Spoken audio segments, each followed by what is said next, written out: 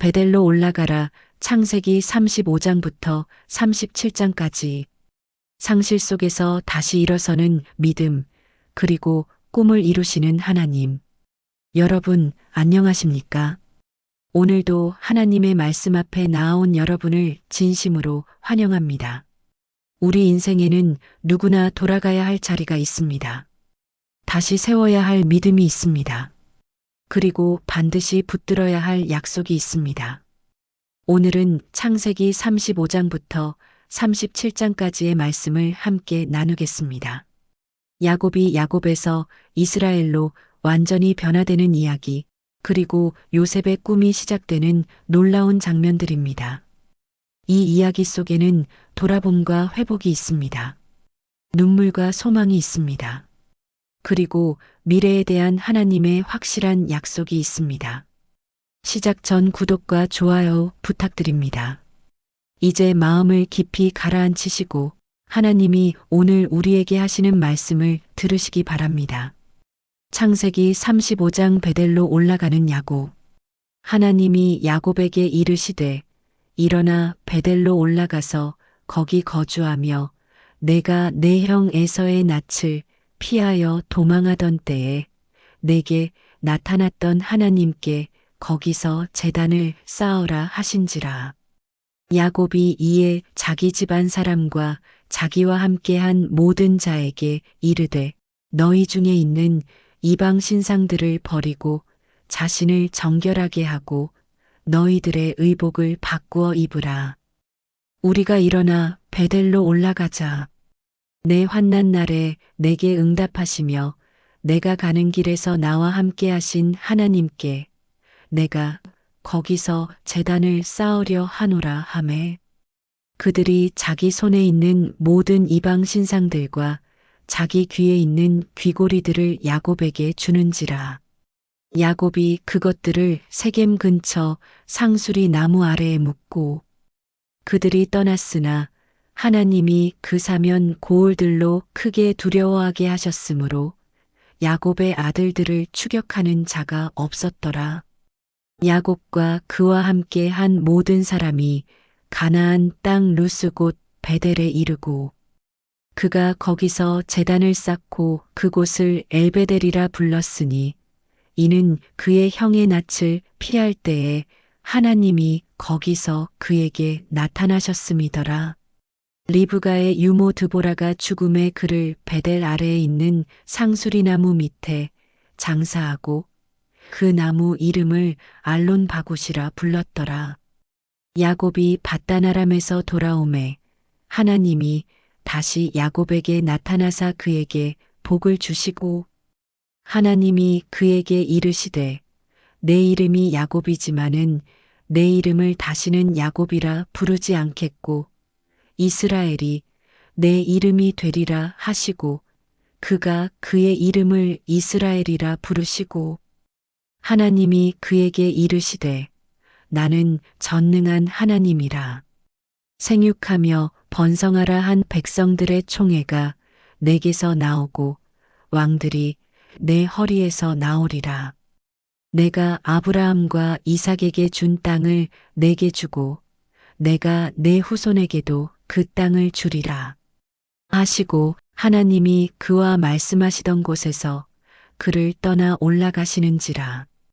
야곱이 하나님이 자기와 말씀하시던 곳에 기둥 곧 돌기둥을 세우고 그 위에 전제물을 붓고 또 그 위에 기름을 붓고 하나님이 자기와 말씀하시던 곳의 이름을 베델이라 불렀더라.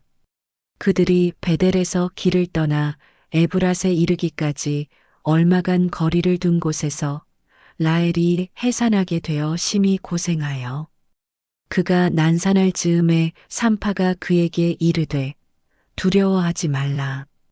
지금 내가 또 등남하느니라. 하매 그가 죽게 되어 그의 혼이 떠나려 할 때에 아들의 이름을 베논이라 불렀으나 그의 아버지는 그를 베냐민이라 불렀더라. 라헬이 죽음에 에브랏 곧 베들레헴 길에 장사되었고 야곱이 라헬의 묘에 비를 세웠더니 지금까지 라헬의 묘비라 일컫더라. 이스라엘이 다시 길을 떠나 에델망대를 지나 장막을 쳤더라.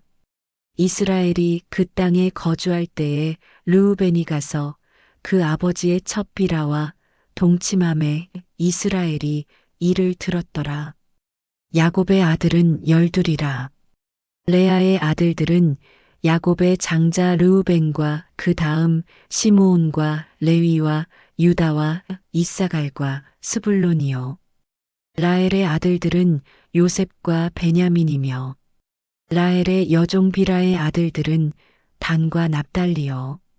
레아의 여종 실바의 아들들은 각과 아셀이니 이들은 야곱의 아들들이요 밧단아람에서 그에게 낳은 자더라.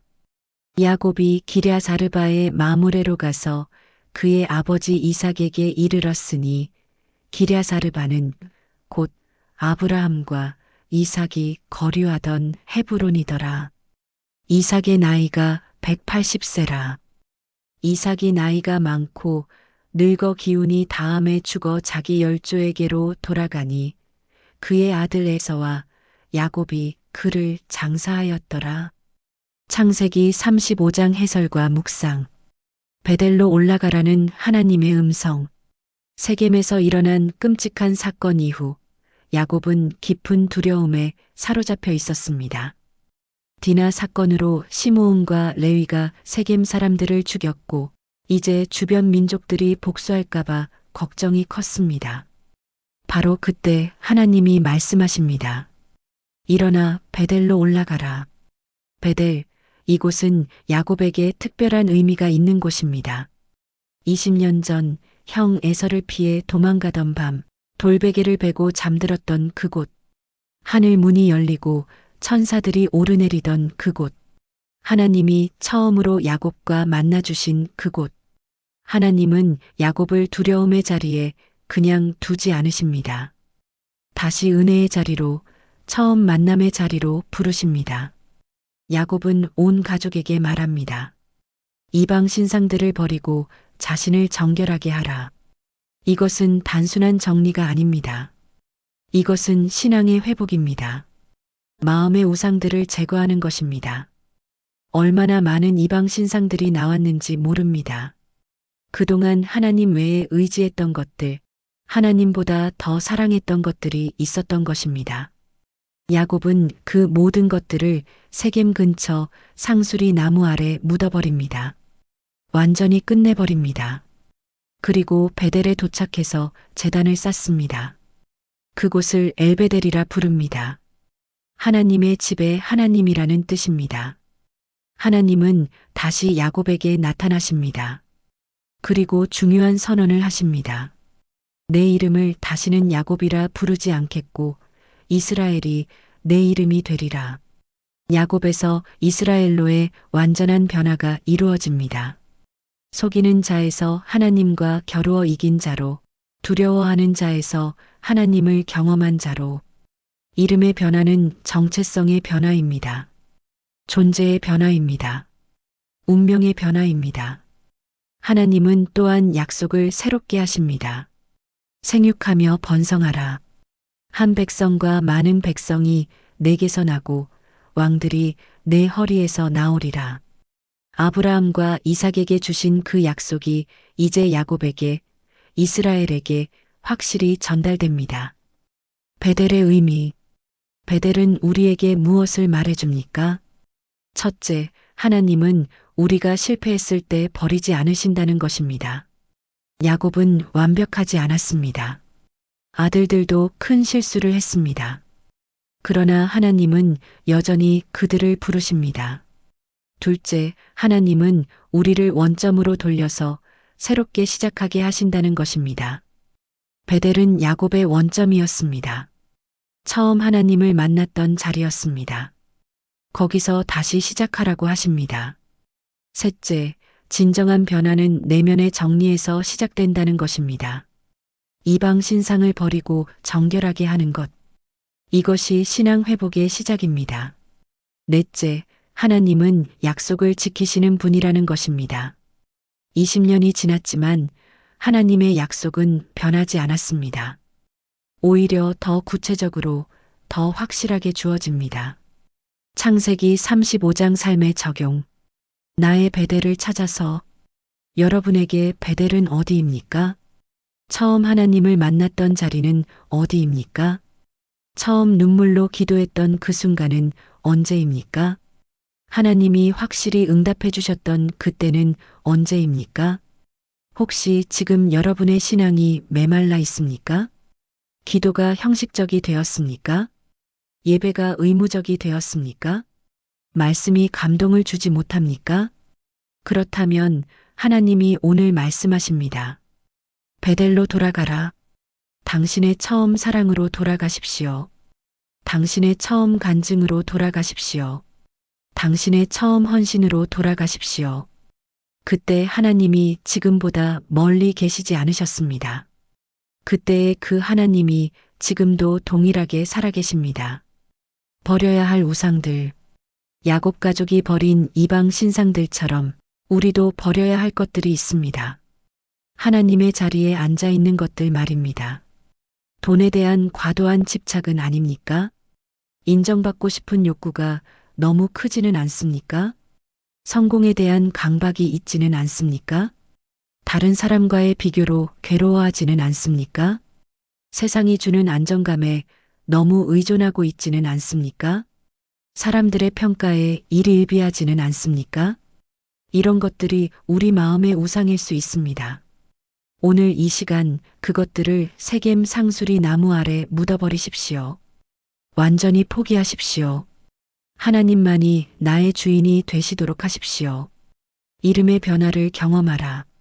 야곱이 이스라엘이 된 것처럼 우리도 새로운 정체성을 받을 수 있습니다. 나는 실패자야라는 이름 대신 나는 하나님의 자녀다라는 이름을 받을 수 있습니다. 나는 버림받았어라는 이름 대신 나는 선택받은 족속이다라는 이름을 받을 수 있습니다. 나는 부족해라는 이름 대신 나는 그리스도 안에서 완전하다라는 이름을 받을 수 있습니다. 하나님이 여러분을 부르시는 새로운 이름이 있습니다. 그 이름으로 살아가십시오. 지금 잠시 눈을 감고 하나님께 기도해 보십시오. 하나님, 저를 베델로 부르시니 감사합니다. 제 마음의 우상들을 제거해 주십시오. 저에게 새로운 이름을 주십시오. 새로운 정체성으로 살게 해 주십시오. 창세기 36장에서의 후손들. 에서 곧 에돔의 족보는 이러하니라. 에서가 가나안 여인 중 헷 족속 엘론의 딸 아다와 히위 족속 시브온의 딸인 아나의 딸 오홀리바마를 자기 아내로 맞이하고 또 이스마엘의 딸 르바요세 누이 바스맛을 맞이하였더니 아다는 엘리바스를 에서에게 낳았고 바스맛은 르우엘을 낳았고 오홀리바마는 여우스와 얄람과 고라를 낳았으니 이들은 에서의 아들들이요 가나안 땅에서 그에게 태어난 자들이더라. 에서가 자기 아내들과 자기 자녀들과 자기 집의 모든 사람과 자기의 가축과 자기의 모든 짐승과 자기가 가나안 땅에서 모은 모든 재물을 이끌고 그의 동생 야곱을 떠나 다른 곳으로 갔으니 두 사람의 소유가 풍부하여 함께 거주할 수 없음이러라. 그들이 거주하는 땅이 그들의 가축으로 말미암아 그들을 용납할 수 없었더라. 이에 에서 곧 에돔이 세일 산에 거주하니라. 세일 산에 있는 에돔 족속의 조상 에서의 족보는 이러하고 그 자손의 이름은 이러하니라. 에서의 아내 아다의 아들은 엘리바스요. 에서의 아내 바스맛의 아들은 르우엘이며 엘리바스의 아들들은 대만과 오말과 스보와 가담과 그나스요. 에서의 아들 엘리바스의 첩 딥나는 아말렉을 엘리바스에게 낳았으니 이들은 에서의 아내 아다의 자손이며 르우엘의 아들들은 나악과 세라와 삼마와 미사니 이들은 에서의 아내 바스맛의 자손이며 시브온의 손녀 아나의 딸 에서의 아내 오올리바마의 아들들은 이러하니 그가 여우스와 얄람과 고라를 에서에게 낳았더라. 에서 자손 중 족장은 이러하니라. 에서의 장자 엘리바스의 자손으로 대만 족장, 오말 족장, 스보 족장, 그나스 족장과 고라 족장, 가담 족장, 아말렉 족장이니 이들은 에돔 땅에 있는 엘리바스의 족장들이요. 이들은 아다의 자손이며 에서의 아들 르우엘의 자손으로는 나핫 족장, 세라 족장, 삼마 족장, 미사 족장이니 이들은 에돔 땅에 있는 르우엘의 족장들이요. 이들은 에서의 아내 바스맛의 자손이며 에서의 아내인 오홀리바마의 아들들은 여우스 족장, 얄람 족장, 고라 족장이니 이들은 아나의 딸이요. 에서의 아내인 오홀리바마의 족장들이라. 에서 곧 에돔의 자손으로서 족장된 자들이 이러하였더라. 그 땅의 주민 호리 족속 세일의 자손은 로단과 소발과 시브온과 아나와 디손과 에셀과 디산이니 이들은 에돔 땅에 있는 세일의 자손 중 호리 족속의 족장들이요. 로단의 자녀는 호리와 헤맘과 로단의 누이 딥나여, 소발의 자녀는 아랑과 마나악과 에발과 스보와 오남이요.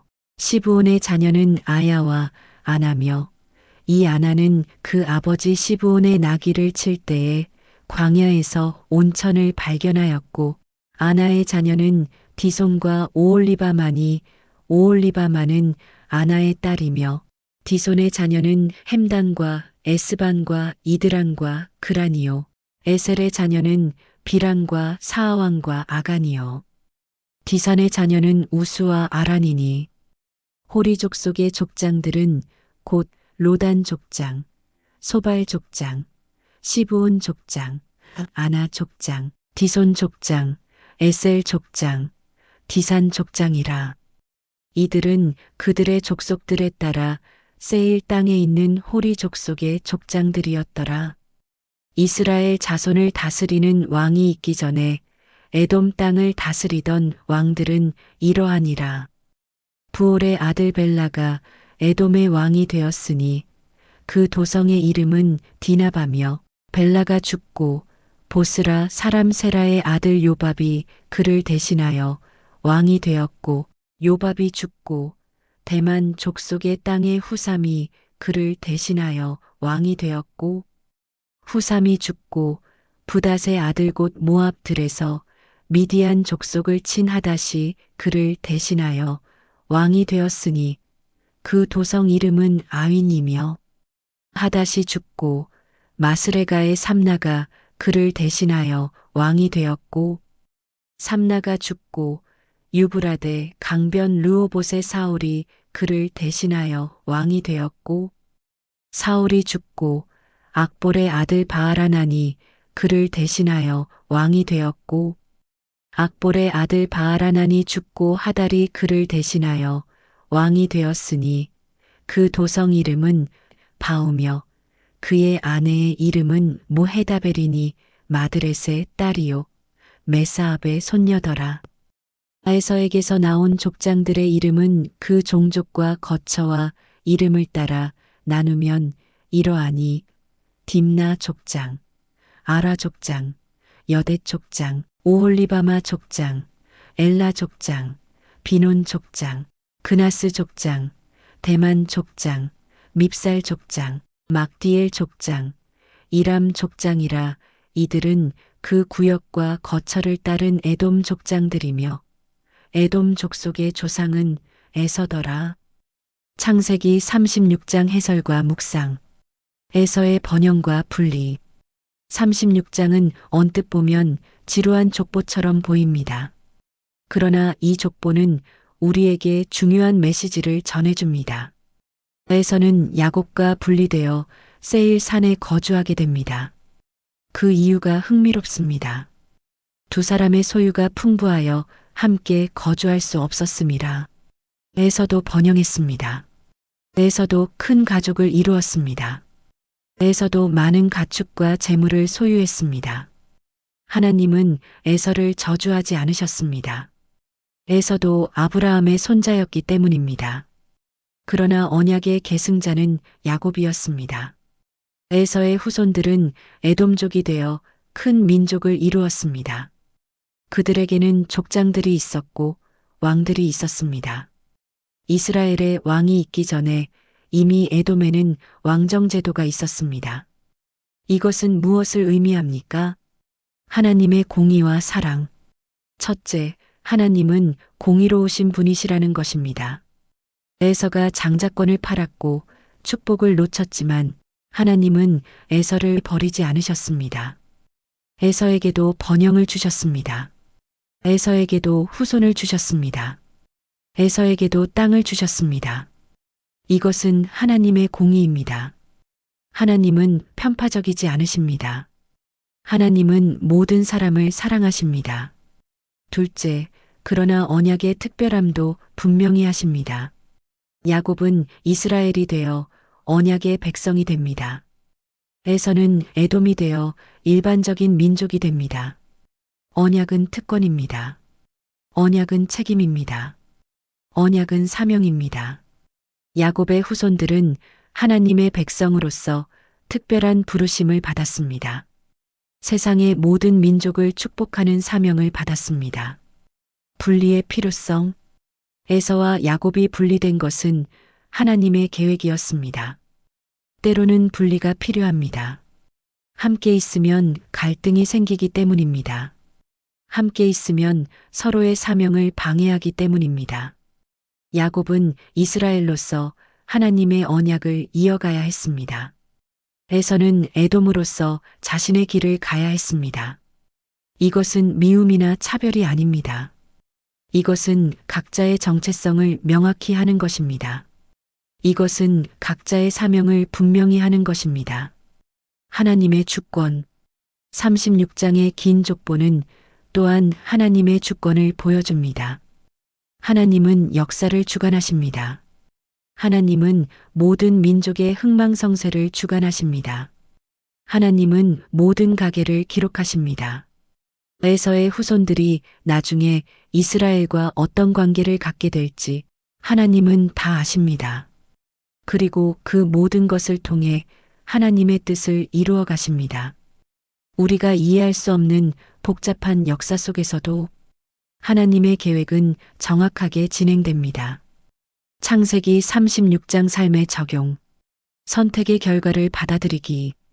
에서의 이야기는 우리에게 선택의 중요성을 말해줍니다. 에서는 장자권을 팔았습니다. 한 그릇의 팥죽을 위해서 말입니다.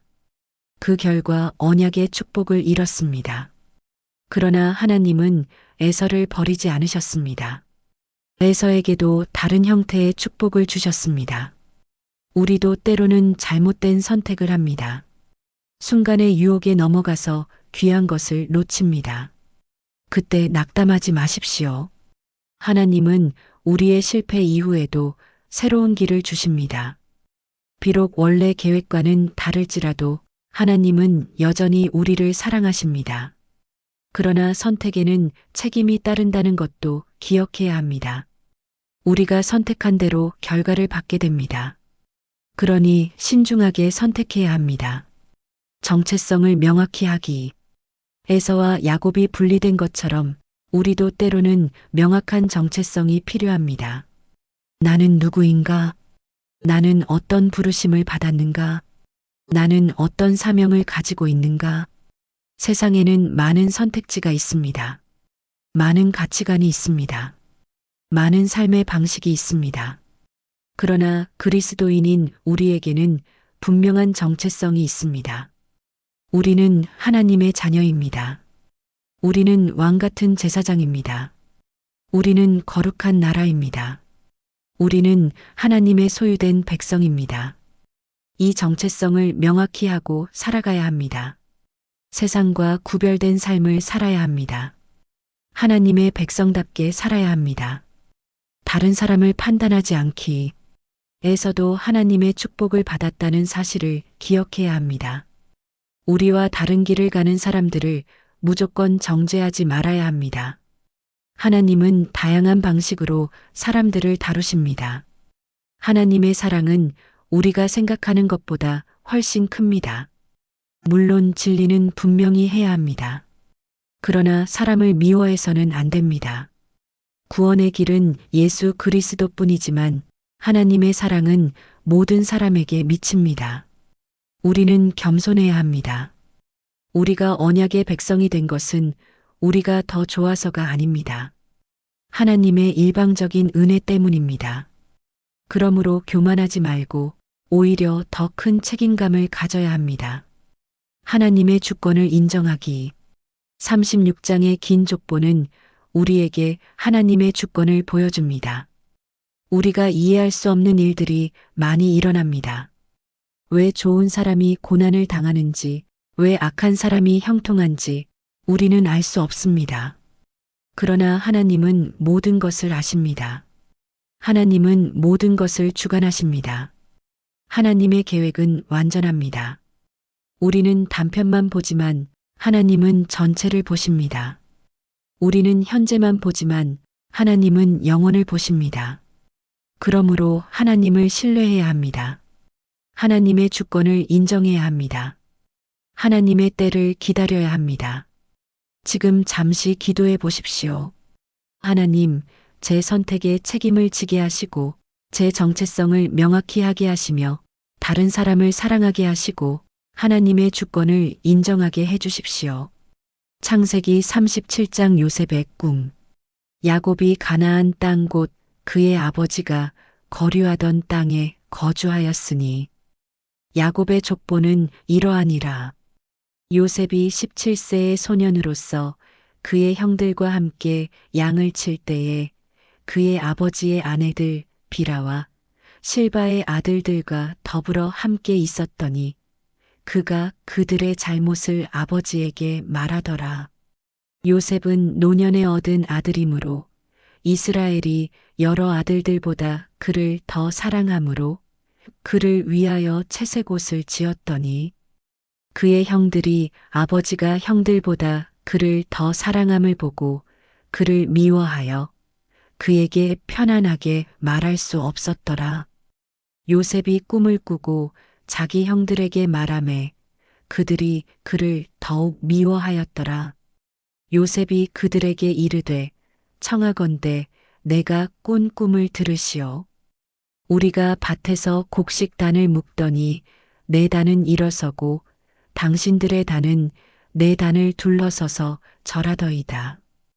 그의 형들이 그에게 이르되 내가 참으로 우리의 왕이 되겠느냐 참으로 우리를 다스리게 되겠느냐 하고 그의 꿈과 그의 말로 말미암아 그를 더욱 미워하더니 요셉이 다시 꿈을 꾸고 그의 형들에게 말하여 이르되 내가 또 꿈을 꾼즉 해와 달과 11별이 내게 절하더이다 하니라.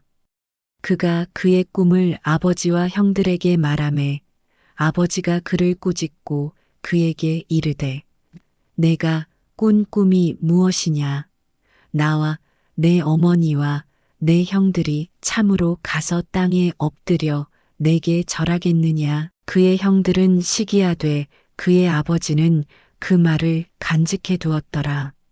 그의 형들이 세겜에 가서 아버지의 양떼를 칠 때에 이스라엘이 요셉에게 이르되 내 형들이 세겜에서 양을 치지 아니하느냐 너를 그들에게로 보내리라.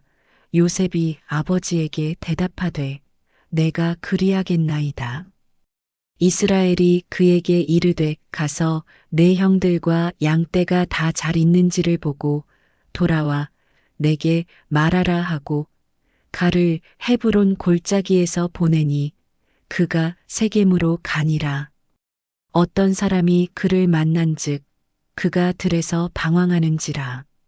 그 사람이 그에게 물어 이르되 내가 무엇을 찾느냐? 그가 이르되 내가 내 형들을 찾으오니 청하건대 그들이 양치는 곳을 내게 가르쳐 주소서. 그 사람이 이르되 그들이 여기서 떠났느니라. 내가 그들의 말을 들으니 도단으로 가자 하더라 하니라. 요셉이 그의 형들의 뒤를 따라가서 도단에서 그들을 만나니라. 요셉이 그들에게 가까이 오기 전에 그들이 요셉을 멀리서 보고 죽이기를 꾀하여 서로 이르되 꿈꾸는 자가 오는도다. 자, 그를 죽여 한 구덩이에 던지고 우리가 말하기를 악한 짐승이 그를 잡아먹었다 하자. 그의 꿈이 어떻게 되는지를 우리가 볼 것이니라 하는지라. 르우벤이 듣고 요셉을 그들의 손에서 구원하려 하여 이르되 우리가 그의 생명은 해치지 말자. 르우벤이 또 그들에게 이르되 피를 흘리지 말라. 그를 광야 그 구덩이에 던지고 손을 그에게 대지 말라 하니 이는 그가 요셉을 그들의 손에서 구출하여 그의 아버지에게로 돌려보내려 함이었더라. 요셉이 형들에게 이르매 그의 형들이 요셉의 옷곧 그가 입은 채색 옷을 벗기고 그를 잡아 구덩이에 던지니 그 구덩이는 빈 것이라. 그 속에 물이 없었더라. 그들이 앉아 음식을 먹다가 눈을 들어본즉 한 무리의 이스마엘 사람들이 길르앗에서 오는데 그 낙타들의 향품과 유향과 몰약을 싣고 애굽으로 내려가는지라. 유다가 자기 형제에게 이르되 우리가 우리 동생을 죽이고 그의 피를 덮어둔들 무엇이 유익할까? 자, 그를 이스마엘 사람들에게 팔고 그에게 우리 손을 대지 말자. 그는 우리의 동생이요 우리의 혈육이니라 하매 그의 형들이 청종하였더라. 그때에 미디안 사람 상인들이 지나가고 있는지라. 형들이 요셉을 구덩이에서 끌어올리고 은 20의 그를 이스마엘 사람들에게 팔매 그 상인들이 요셉을 데리고 애굽으로 갔더라. 르우벤이 돌아와 구덩이에 이르러 본즉 거기 요셉이 없는지라. 옷을 찢고 아우들에게로 되돌아와서 이르되 아이가 없도다. 나는 어디로 갈까? 그들이 요셉의 옷을 가져다가 수점소를 죽여 그 옷을 피해 적시고 그의 채색 옷을 보내어 그의 아버지에게로 가지고 가서 이르기를 우리가 이것을 발견하였으니 아버지 아들의 옷인가 보소서 하매 아버지가 그것을 알아보고 이르되 내 아들의 옷이라 악한 짐승이 그를 잡아먹었도다. 요셉이 분명히 찢겼도다 하고 자기 옷을 찢고 굵은 배로 허리를 묶고 오래도록 그의 아들을 위하여 애통하니 그의 모든 자녀가 위로하되 그가 그 위로를 받지 아니하여 이르되 내가 슬퍼하며 수올로 내려가 아들에게로 가리라 하고 그의 아버지가 그를 위하여 울었더라. 그 미디안 사람들은 그를 애굽에서 바로의 신하 친위대장 보디발에게 팔았더라. 창세기 37장 해설과 묵상. 사랑받는 아들 요셉. 37장은 요셉 이야기의 시작입니다. 요셉은 야곱의 사랑받는 아들이었습니다. 야곱은 요셉을 특별히 사랑했습니다. 요셉은 노년에 얻은 아들이었기 때문입니다. 그리고 사랑하는 라헬의 아들이었기 때문입니다. 야곱은 요셉에게 채색 옷을 지어 입혔습니다. 이것은 단순한 옷이 아니었습니다. 이것은 아버지의 특별한 사랑의 표현이었습니다. 이것은 장자권을 물려받을 자의 상징이었습니다. 그러나 이것이 문제가 되었습니다. 형들이 요셉을 미워하게 되었습니다. 질투와 시기가 생겼습니다. 요셉은 또한 형들의 잘못을 아버지에게 보고했습니다. 이것이 형들의 미움을 더욱 키웠습니다. 꿈꾸는 자 요셉. 그런데 요셉은 꿈을 꿉니다. 두 개의 중요한 꿈을 꿉니다. 첫 번째 꿈, 곡식단 꿈. 우리가 밭에서 곡식을 묵는데 네 단은 일어서고 당신들의 단들은 네 단을 둘러서서 절했습니다. 두 번째 꿈, 해와 달과 별 꿈. 해와 달과 11별이 내게 절했습니다. 이 꿈들은 미래에 대한 하나님의 계시였습니다. 요셉이 형들을 다스리게 될 것을 보여주는 꿈이었습니다. 부모까지도 요셉에게 절하게 될 것을 보여주는 꿈이었습니다. 그러나 현실은 정반대였습니다. 요셉은 막내였습니다. 요셉은 힘이 없었습니다. 요셉은 형들에게 미움받고 있었습니다. 꿈은 장래의 영광을 보여주었지만 현실은 곧 절망적이 될 것이었습니다. 하나님의 꿈은 때로 현실과 정반대로 보입니다. 하나님의 약속은 때로 불가능해 보입니다. 그러나 하나님은 반드시 이루십니다. 배신과 구덩이. 야곱이 요셉을 형들에게 보냅니다. 형들이 세겜에서 양을 치고 있다는 소식을 듣고 요셉을 보내어 안부를 알아보게 합니다. 그런데 형들은 도단으로 이동했습니다. 요셉은 어떤 사람의 도움으로 형들을 찾게 됩니다. 형들은 멀리서 요셉을 보고 음모를 꾸밉니다. 꿈꾸는 자가 온다. 죽여서 구덩이에 던지자. 그들은 요셉의 꿈을 조롱합니다. 그의 꿈이 어떻게 되는가를 우리가 보자. 르우벤이 요셉을 구하려고 합니다. 생명은 해치지 말고 구덩이에만 던지자. 르우벤은 나중에 요셉을 구출할 계획이었습니다. 그들은 요셉의 채색옷을 벗기고 구덩이에 던집니다. 그리고 냉정하게 앉아서 떡을 먹습니다. 얼마나 차가운 형제들입니까? 동생이 구덩이에서 울고 있는데도 아무렇지 않게 식사를 합니다. 노예로 팔려가는 요셉. 때마침 이스마엘 상인들이 지나갑니다. 유다가 제안합니다. 죽이지 말고 팔자. 은 20에 팔자. 그들은 요셉을 은 20에 팔아버립니다. 노예로 팔아버립니다. 애굽으로 보내버립니다. 요셉의 꿈은 완전히 끝난 것처럼 보입니다. 왕이 되기는커녕 노예가 되었습니다. 형들이 절하기는커녕 형들에게 팔렸습니다. 그들은 수렴소에 피해 채색옷을 적셔서 야곱에게 가져갑니다. 이것이 당신 아들의 옷인지 보십시오. 야곱은 절망합니다. 내 아들의 옷이다. 악한 짐승이 잡아먹었다. 야곱은 오래도록 애통해합니다. 요셉은 이제 애굽에서 보디발의 종이 되었습니다. 하나님의 섭리. 그런데 우리가 놓치지 말아야 할 것이 있습니다. 이 모든 일이 우연이 아니라는 것입니다.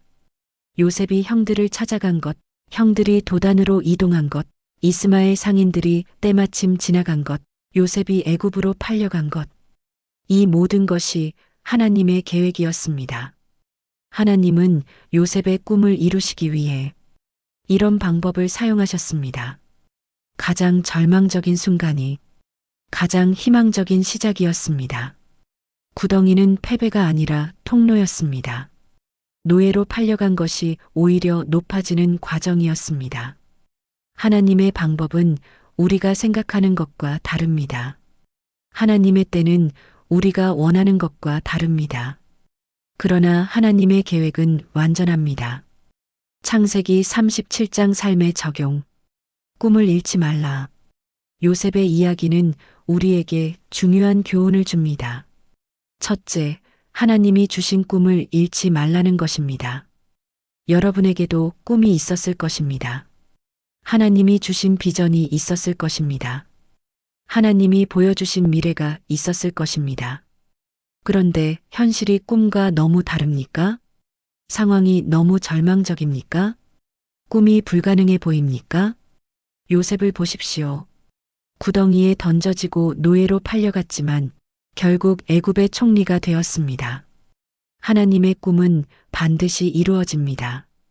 하나님의 약속은 결코 헛되지 않습니다. 지금 포기하지 마십시오. 지금 낙담하지 마십시오. 하나님이 주신 꿈을 다시 붙드십시오. 고난의 의미를 이해하라. 둘째, 고난에는 목적이 있다는 것입니다. 요셉의 고난은 무의미하지 않았습니다. 구덩이도 노예 생활도 감옥도 모든 것이 하나님의 계획 안에 있었습니다. 여러분이 지금 겪고 있는 어려움도 마찬가지입니다.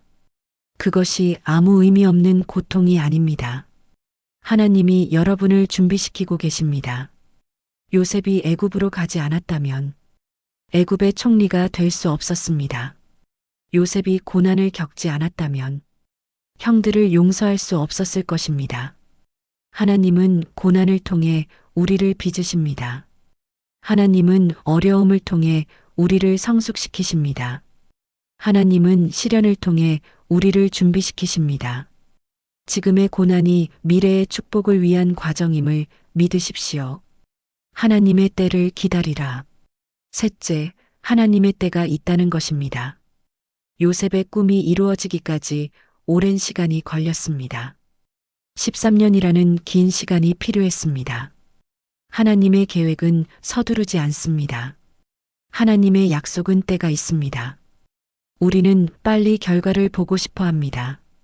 우리는 즉시 응답받기를 원합니다. 그러나 하나님의 시간표는 다릅니다. 하나님은 완전한 때에 완전한 방법으로 이루십니다.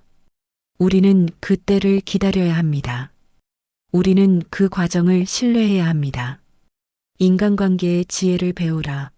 넷째, 인간관계에서 지혜가 필요하다는 것입니다. 요셉이 미움받은 이유 중 하나는 형들의 잘못을 아버지에게 일러바친 것이었습니다. 또한 꿈 이야기를 무분별하게 한 것도 문제였습니다. 물론 요셉의 마음은 순수했을 것입니다. 그러나 지혜가 부족했습니다. 상대방의 마음을 헤아리지 못했습니다. 우리도 진실을 말할 때 지혜가 필요합니다. 옳은 말이라도 때와 방법이 있습니다. 상대방의 입장도 생각해야 합니다. 특히 하나님이 주신 꿈이나 비전을 나눌 때는 더욱 신중해야 합니다. 모든 사람이 이해할 수 있는 것은 아닙니다. 사랑의 표현도 지혜롭게 해야 합니다. 야곱이 요셉만 편애한 것도 문제였습니다. 다른 자녀들의 마음을 상하게 했습니다. 부모는 모든 자녀를 공평하게 사랑해야 합니다. 사랑하되 지혜롭게 사랑해야 합니다. 하나님의 계획을 신뢰하라. 마지막으로 하나님의 계획을 신뢰해야 합니다. 요셉이 구덩이에 있을 때는 절망스러웠을 것입니다. 애굽으로 팔려갈 때는 두려웠을 것입니다. 그러나 그 모든 것이 하나님의 계획이었습니다. 우리가 이해할 수 없는 일들이 일어납니다. 우리가 원하지 않는 일들이 생깁니다. 그러나 하나님은 모든 것을 아십니다. 하나님은 우리의 과거도 현재도 미래도 아십니다. 하나님은 우리를 사랑하십니다. 하나님은 우리를 위한 좋은 계획을 가지고 계십니다. 그러므로 무슨 일이 일어나든지 하나님을 신뢰하십시오. 어떤 상황에 처하든지 하나님을 의지하십시오. 하나님의 계획이 가장 좋은 계획입니다. 마무리 기도. 사랑하는 하나님 아버지, 오늘 창세기 35장부터 37장까지의 말씀을 통해 우리에게 말씀해 주시니 감사합니다. 야곱이 베델로 돌아가 새롭게 시작한 것처럼 우리도 우리의 베델로 돌아가게 해 주십시오. 마음의 우상들을 제거하고 하나님만을 주인으로 모시게 해 주십시오. 에서의 이야기를 통해 선택의 중요성을 깨닫게 해 주시고 하나님의 주권을 인정하게 해 주십시오. 요셉의 꿈을 통해 하나님이 우리에게 주신 꿈을 잃지 않게 해 주시고 고난 중에도 하나님의 계획을 신뢰하게 해 주십시오. 지금 힘든 시간을 보내고 있는 분들에게 특별한 위로와 소망을 주십시오. 구덩이 같은 현실 속에서도 하나님의 꿈을 붙들게 해 주십시오. 우리의 이름을 새롭게 하시고 우리의 정체성을 회복하시며 우리의 미래를 준비하시는 하나님께 감사와 찬양을 드립니다. 예수님의 이름으로 기도합니다. 아멘. 오늘 함께 해주신 여러분 진심으로 감사합니다. 창세기 35장부터 37장까지의 말씀 속에서 하나님의 크신 사랑과 완전한 계획을 확인할 수 있었습니다. 베델로 돌아가는 야곱의 이야기, 에서의 번영과 분리의 이야기, 그리고 요셉의 꿈이 시작되는 이야기를 통해 하나님은 오늘도 우리에게 말씀하고 계십니다.